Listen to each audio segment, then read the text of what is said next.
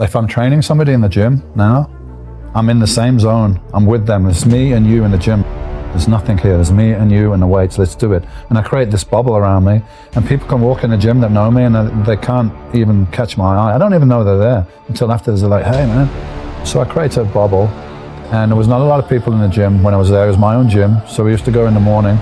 I'd be just totally focused before I got there, tunnel vision. I've already visualized what I'm going to do, which exercise, which order, which clothes I'm going to wear, and visualize myself on the bench lifting it. Look at my training journal. Last week I did X amount for 7 reps. So that's today's goal. Beat that. Get 8 reps. That's the goal. So I got a goal very firm in my mind when I'm going there, which is important. You go in the gym and have no goal and just wander around, you're not going to get very far.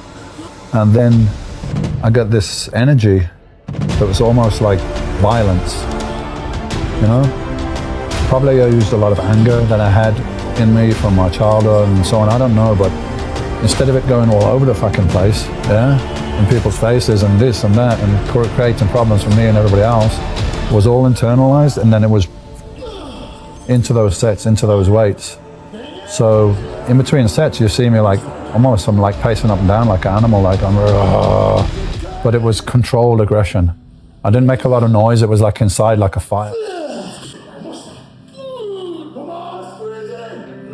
I just put all that into the workout, so pretty calm by the time I got home. Like, I didn't want to rip anyone's head off or anything, it was like all out in the gym.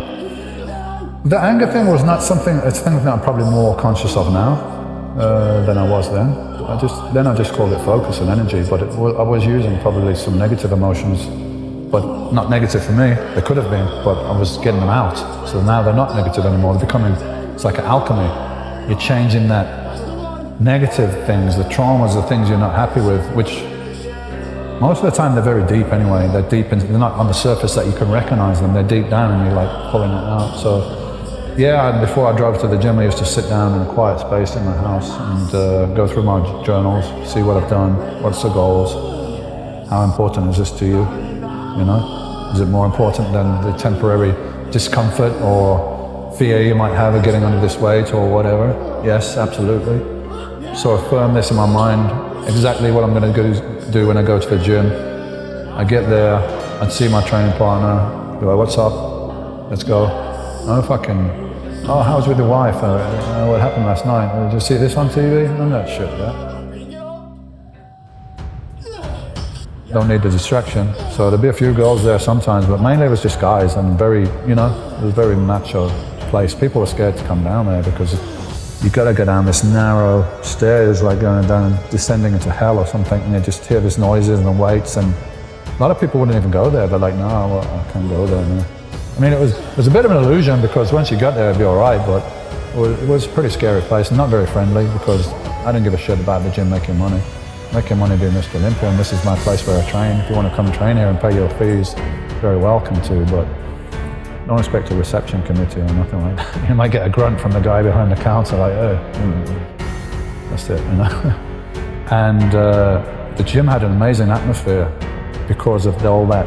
Like, people used to walk down there and feel like, ooh, you know, wow, this train, man. I mean, there wasn't anything else to do there anyway. There was a table with a couple of chairs for after training, you wanted protein or something, and a little counter. The rest was just in a changing room with a shower that worked sometimes and a toilet with no seat on, and we had actually mushrooms growing around the wall and everything, but it was great. We loved it like that. We didn't want this nice place to go to. It's about work, it's about sweat, it's not nice. You know, it's not shiny, it's not cosmetic. It's work, man. You know, and I came from a working class background. I worked in a slaughterhouse. I worked on construction things. I mean, you get dirty, it's work, man. So we're used to that stuff. I've got every workout I ever did from 1983 until 1997. I've got every workout written down. I've got every exercise, every rep, every weight, everything written down. I've got a stack of books like that, all handwritten. I've got all my diets in there. Everything is logged down. And I was doing this, and I taught myself to do this. And every month I would write, this is my weight, this is my bicep measurement, this is my